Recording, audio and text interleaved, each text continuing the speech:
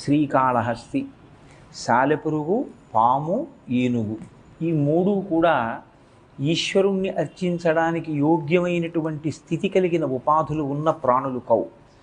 ఈశ్వరార్చన చెయ్యడానికి, జ్ఞానమును పొందడానికి అనువైనటువంటి ఉపాధి కేవలము మనుష్య ఉపాధి.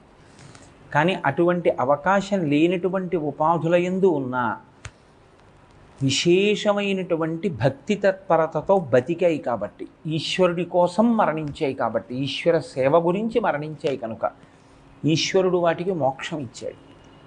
అందుకే శంకర భగవత్పాదులు శివానంద లహరి చేస్తూ ఒక శ్లోకం అంటారు. ఆయన నరత్వం, దేవత్వం, నగవన మృగత్వం, వశకత, పశుత్వం, కీటత్వం భవతు విహగత్వాది జననం సదాత్వత్పాదాబ్జ స్మరణ పరమానందలహరీ విహారాసక్తం చేద్రూదయమిహ కించేన వపుషా అంటారు. నాకు ఉపాధి గురించి బెంగలేదు,